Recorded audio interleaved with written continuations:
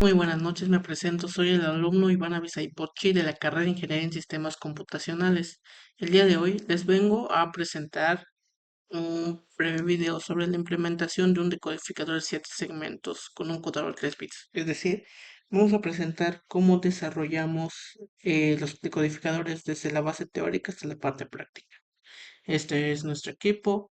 Después de todo pasamos a la parte en donde tenemos que definir primero que nada qué es un circuito. Bueno, podemos definirlo o, como por decirlo así, que un decodificador de 7 segmentos controlado por un contador de 3 bits. Ese trabajo integra los circuitos fundamentales, las combinaciones secuenciales y nos permiten poner en práctica la teoría, análisis y diseños de sistemas digitales. Primero, hablemos de los circuitos combinacionales. Estos circuitos se caracterizan porque su salida depende únicamente del estado actual de sus entradas. No usan memoria. Algunos ejemplos son decodificadores sumadores y multiplexores. En este proyecto se implementaron y se mencionará futuramente que se implementaron decodificador de 7 segmentos que traduce un valor binario, por ejemplo 0100, y la activación de ciertos segmentos LED que forman, por así decirlo, un número 4. Ese es un mero ejemplo. Y posteriormente, pues aquí mencionamos algunos de los componentes y algunas de las metodologías utilizadas. Por ejemplo, se utilizó un flip-flop, puertas lógicas, reloj o clock, como se llaman, entradas y salidas. En la metodología, análisis del comportamiento deseado, diagramas de estados, tabla de transición y excitación, mapas de Carnot, reducción algebraica booleana, diseño lógico e implementación práctica. Y en algunos ejemplos de las aplicaciones son contadores, registros, máquinas de estado y relojes digitales. Bueno, primero, uno de los primeros pasos que realizamos fue entender cómo funciona un display de 7 segmentos. Después de una extensa investigación, logramos determinar que, que si era de un anodo común o cátodo común, lo cual es importante porque determina si debemos de enviar un 0 o un 1 para encender cada segmento. Se usa un multímetro para comprobar su funcionamiento y consulta el dashlane del display. Es decir, se hicieron las pruebas en cada uno de las partes para determinar si daba lo que se buscaba. Después de identificar el tipo, se comenzó a trabajar con los valores de código BCD del 000 al 1001, que representan del 0 al 9. Para cada valor, se determinó que los segmentos AG debían encenderse. Se tuvo dificultades al conectar los cables en la protoboard porque eran muchas conexiones. Nos ayudó de que cada conexión eran individuales y que de igual forma estaban representados por colores. Después, más que nada necesitamos la parte teórica. Primero se comenzó con una tabla de verdad, en la cual en la tabla se elaboran las cuatro entradas que son A, B, C, D y las siete salidas A, B, C, D, E, F y G. En cada fila se indicaba qué segmentos debían de ser encendidos para formar el número correcto. Después el mapa de Carnot, el cual nos ayudaba a agrupar primero los números para obtener expresiones más simples. Después se aplicó la álgebra booleana, es decir, que con las expresiones del mapa se aplicaron leyes como la distribución y absorción para reducirlas. Así se obtiene una forma más eficiente de implementar el circuito con menos compuertas. Y de ahí pasamos a los diagramas lógicos. Es decir, usando expresiones simplificadas, se diseñó el circuito como puertas AND, OR y NOT y luego se realizó el dibujo del circuito con las compuertas. Y de último fue donde se pasó el cableado. En la protoboard se conectó el Deep Switch como entrada de las compuertas lógicas con integrados como el 7408 para AND y el 7432 para OR y el display con sus resistencias. Y aquí vemos pues un ejemplo de nuestro experimento, por así decirlo, nuestra práctica, de que estaba funcionando como debían los decodificadores, el display, o sea, la conexión era perfecta a pesar de los errores que tuvimos.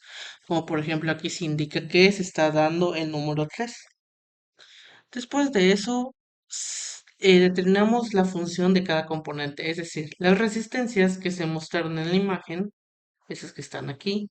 Las resistencias protegen cada segmento del display, limitando la corriente, sin ellas los LEDs se pueden quemar, obviamente por el alto voltaje.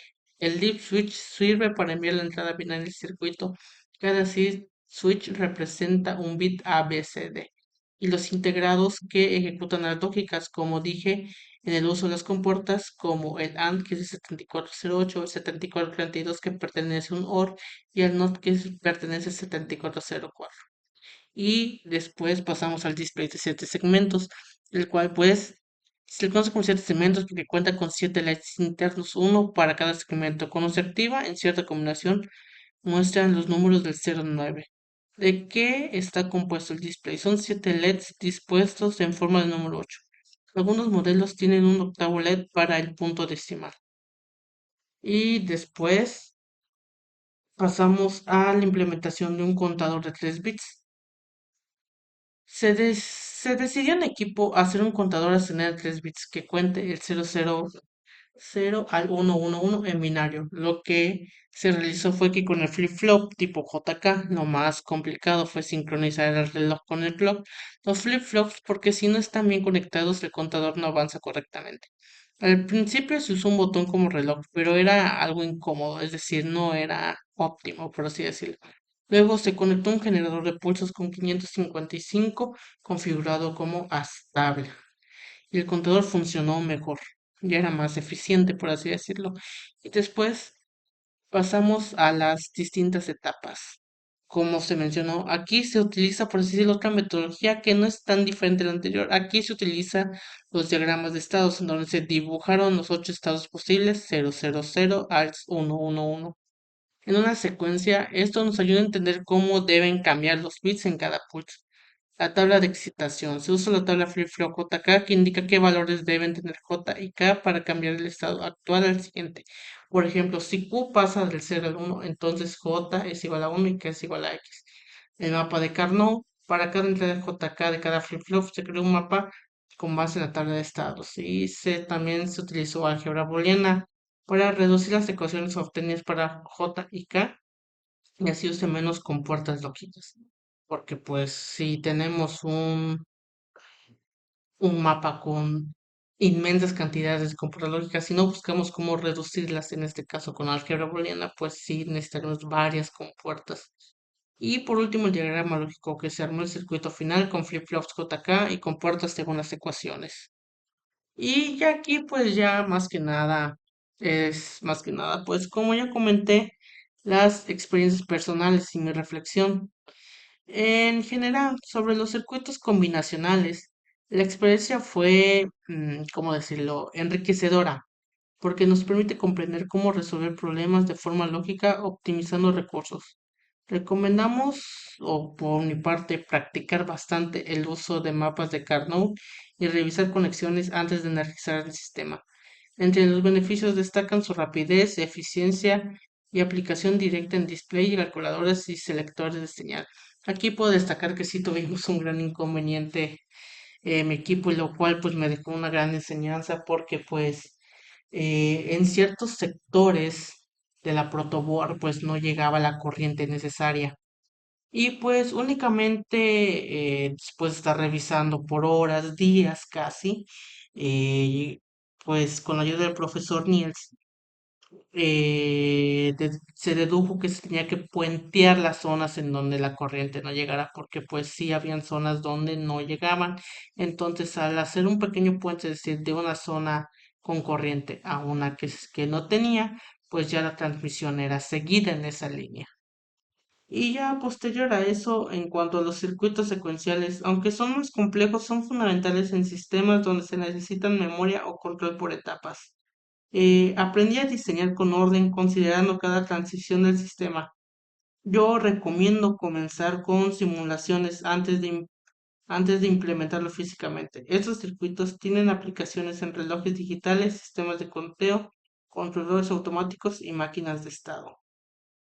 Para mí es increíble cómo estas cosas que pues nos encontramos en nuestro día a día, por ejemplo, Un ejemplo es en los dispensadores de refresco, donde únicamente metemos la moneda, utilizamos el refresco y pues en la pantallita aparece y ya nos lo suelta. Es increíble saber cómo toda la lógica, o sea, todo lo que se requiere para realizar estos procedimientos, que fue lo que realizamos nosotros, o sea, me dejó fascinado el ver cómo funcionan este tipo de operaciones para poder simplificar, optimizar algo tan sencillo que tenemos en nuestro día a día. Y pues ya, en conclusión, este proyecto nos permitió aplicar conocimientos teóricos a un caso real, desarrollando habilidades prácticas en lógica digital. Vimos cómo los circuitos combinacionales secuenciales, aunque diferentes, se complementan para formar sistemas digitales funcionales y eficientes. Muchas gracias.